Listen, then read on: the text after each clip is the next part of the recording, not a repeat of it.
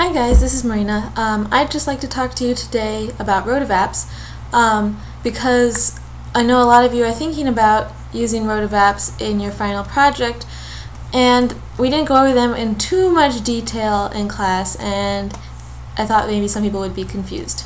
So, what is a Rotovap and how does it work?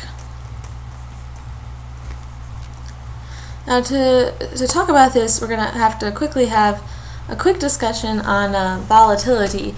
And you might use the word volatile in everyday conversation to mean something that catches on fire or something that explodes, which is often the case or sometimes the case for volatile compounds, but it is not strictly true. And you might use the word volatile to mean someone who changes their emotions quickly, they become easily upset or sad, but that's also not what we're talking about, and is probably not true with most compounds or foods. So, the way we're going to talk about volatility today is the tendency to vaporize or escape from a liquid or a solid phase into the gas phase, and this depends on a couple different things. First of all, it depends on the environment that the particle, the chemical, the component in the mixture of food, the environment that is in. And the big parts of the environment are the environment's pressure and temperature. And the other thing volatility depends on is that molecule's U, which we described in class as the stickiness of that molecule to its fellow molecules of the same type. So just to quickly talk about this, let's say we have this glass of liquid. It's the majority water, but we have some red components and some brown components. And this could be Coke, the way we talked about it in class. It could be your own favorite beverage, could be whatever you're most interested in separating into volatile and non-volatile. The other thing about volatility is that usually small things are more volatile than large things. So, and often small things are like flavor molecules, water, air, things like that are going to be more volatile than others. So we have this mixture of different kinds of molecules. This is, well, you can call it Coke or we can call it soup. And before there was Rotovaps, the way you would try and separate out the more volatile things would be to heat it. And that would work. I mean, you could separate out some things, but the problem with heating a mixture like this is that you don't know what all is in here and could be reacting. These two things could react to form this new complex. You might be denaturing or breaking down other things, and this is going to drastically change the flavor of your mixture.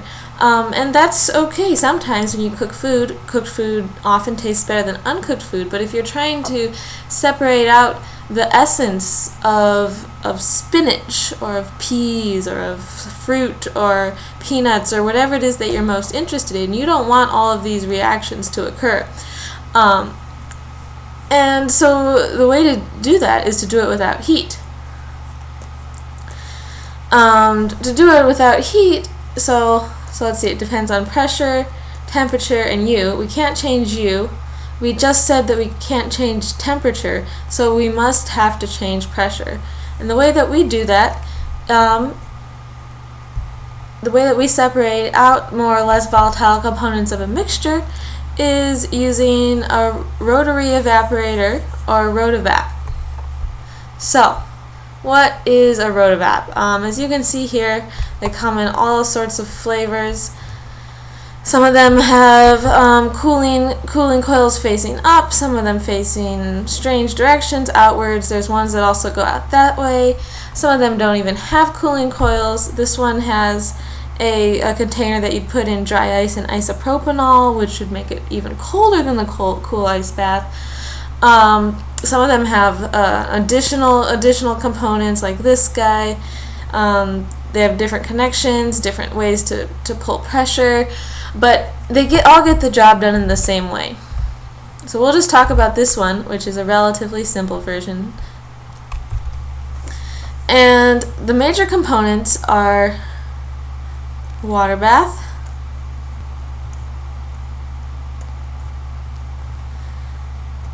flask for your mixture,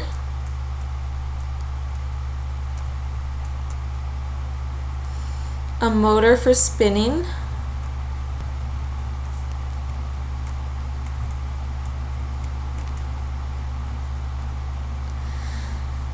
the collection flask over here,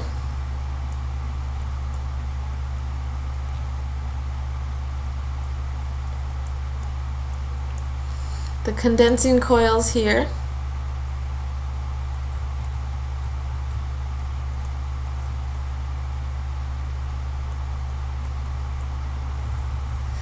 and what you can often see sometimes is that there's also another ice bath surrounding this, but it's not in this picture and it's not required, but this is something you often see. And the final thing is the pump to decrease pressure.